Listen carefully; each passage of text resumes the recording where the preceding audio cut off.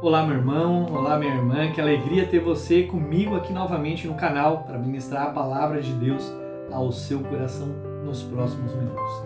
O tema de hoje é: somos livres em Cristo. Precisamos entender essa verdade para sermos abençoados e ter uma vida literalmente livre de qualquer opressão demoníaca.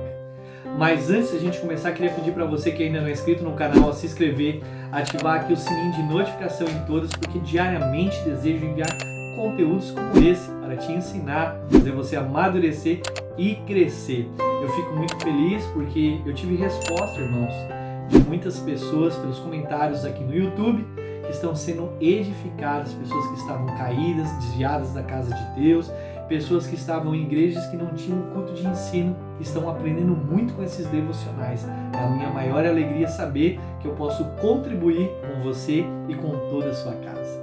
Mas sem mais delongas, vamos ao nosso conteúdo de hoje. A palavra de hoje se encontra, irmãos, no livro de Gálatas, que diz o seguinte: Gálatas capítulo 5, verso 1. Foi para a liberdade que Cristo nos libertou. Portanto, permaneçam firmes e não se deixem submeter novamente ao jugo de escravidão. Glórias a Deus, irmãos. Exatamente isso. Não podemos nos submeter de volta ao jugo de escravidão.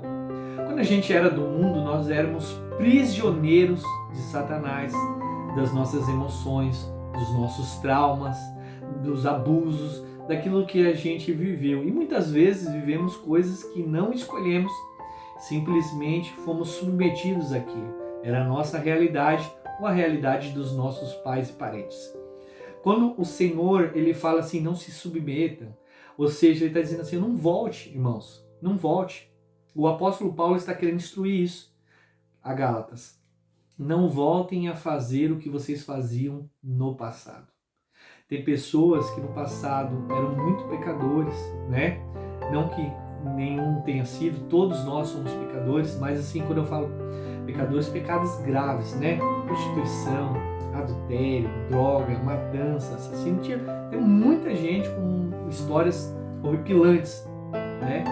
Pessoas que eram viciadas, pessoas que destruíram a casa, destruíram a família, perderam filho, perderam esposa, perderam dignidade, perderam honra, perderam saúde. Vivia assim momentos de verdadeiro terror e tormento na vida delas. E aí existem pessoas que realmente encontraram ao Senhor. Então quando você encontra o Senhor, quando você recebe Ele na sua vida, né, você tem que, a partir daquele momento, viver uma nova história. Você tem que viver de forma diferente. Foi para isso que Deus morreu por você. Foi para isso que Jesus morreu por você na cruz do Calvário. Para te dar uma segunda oportunidade. Você não pode mais viver a vida que você estava vivendo, meu irmão. Você não pode, irmã. Você tem que viver diferente. O que você está fazendo? A pergunta que eu te faço nessa manhã é: o que você está fazendo com a segunda oportunidade de Deus para a sua vida? Você precisa entender sobre isso. Há pessoas que elas eram presas no vício da bebida, da droga, da prostituição. E aí elas estão livres, estão bem, estão frequentando a igreja, estão participando de Santa Ceia, desceu as águas do batismo, está felizona, finanças começam a prosperar, vida sentimental perfeitinho, curada. Deus botou uma pessoa maravilhosa na sua vida. Aí a pessoa começa a procurar lixo. O que eu falo como lixo? São seus pecados de estimação. São os pecados do passado, aquilo que aconteceu com você e ficou.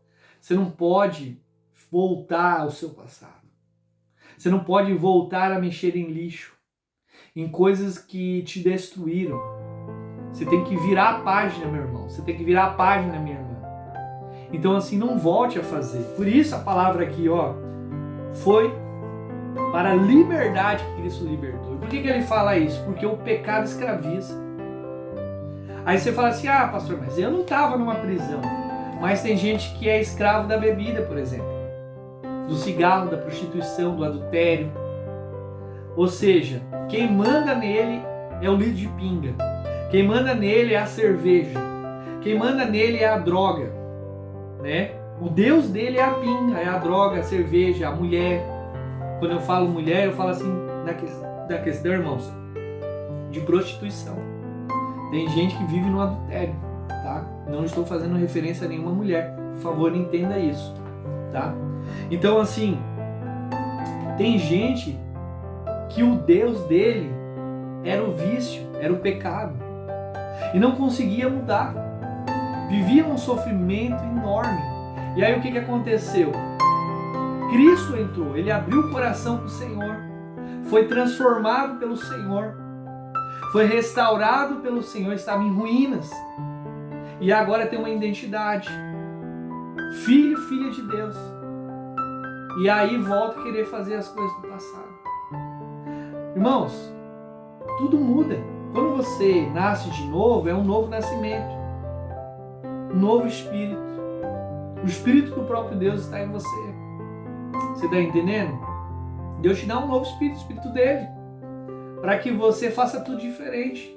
Então assim, não se estranhe se Deus tirar você de alguns ambientes. Não se estranhe se coisas que você fazia no passado hoje te incomoda, porque o Espírito Santo que habita dentro de você faz isso. Quando eu aceitei ao Senhor, eu perdi todas as minhas amizades. Eu fiquei muito chateado no princípio. Eu falei, Deus, por que o Senhor está fazendo isso? Eu fui entender com o tempo, com a maturidade, que as pessoas que eu tinha não eram meus amigos de verdade. Porque amigos de verdade te aproximam de Deus. Amigos de verdade não te afastam de Deus. Amigos de verdade não te levam para binga, para droga, para prostituição. Elas não fazem isso, não faz você trair a sua mulher, não faz você roubar o seu patrão, não faz você ser uma pessoa horrível, uma pessoa desrespeitosa. Então, que você possa filtrar isso, que você possa entender, sua boca não é para falar palavrão, sua boca não é para amaldiçoar os outros, sua boca não é para falar dos outros, não é para fazer fofoca. Tem irmão que vai para a igreja para fazer fofoca, misericórdia, irmão. Termina o culto, quer ficar lavando roupa suja na igreja, quer ficar falando da vida do irmão, da irmã. Vai cuidar da sua vida. Vai estudar a palavra de Deus. Vai entender. E fica uma dica para você aqui. Se você gosta de ficar ouvindo fofoca, irmão, irmã, a fofoca de hoje, que é do irmão, amanhã você é o assunto. Porque do mesmo jeito que o fofoqueiro fala do outro, ele fala de você. E essa pessoa precisa ser mudada no caráter dela. Essa pessoa precisa realmente conhecer a Cristo. Então assim, não volte. Tem pessoas que foram libertas e falam assim, mas eu nunca roubei nada, pastor. Mas vai na padaria, o irmão dá troco errado e não devolve o troco, isso é o que? Roubo? É a mesma coisa, irmão. Ah, pastor, mas eu nunca prostituí, pastor. Eu nunca adulterei, mas fica vendo vídeo pornográfico no celular. Fica vendo coisa pornográfica que não deve. Na tela do computador, no iPad, no tablet. Ah, pastor, mas eu nunca matei ninguém. Mas você não perdoa o seu irmão. Você matou ele aí. Você fala assim, nunca mais eu quero falar com esse cara. Você está entendendo? Existem muitas coisas que nós precisamos entender o que é ser cristão. Tá? Eu não estou aqui para julgar ninguém, eu quero que você entenda, mas são verdades e às vezes são verdades duras. E talvez você fique chateado e ofendido pelo que eu estou falando. Irmão, mas eu prefiro que você fique chateado e ofendido comigo por falar a verdade, do que você chegar no céu e o Senhor te reprovar, falar assim, você não vai entrar aqui não. Você não andou de forma com que eu pedi. Então, a minha função aqui é te ensinar. A minha função aqui é te guiar pelo caminho. Agora, a decisão que você vai tomar, se obedecer ou não, é uma escolha sua. Entendeu? Então, assim, nós precisamos ser livres e andar como livres. Então, não volte a praticar o passado. Pastor, está falando mal. Abandona a pessoa, deixa a pessoa falando sozinha. Ah, vieram contar uma fofoca. Irmão, fala assim, não quero saber. Não quero saber. Não seja um telefone sem fio, ore pela pessoa.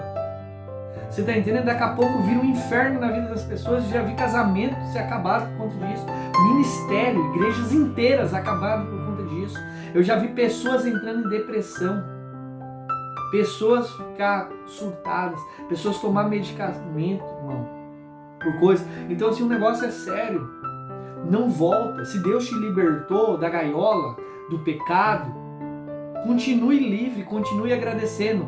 A Bíblia diz que aquilo que for bom, aquilo que for digno, aquilo que for bom a índole, aquilo que for edificar, saia da sua boca.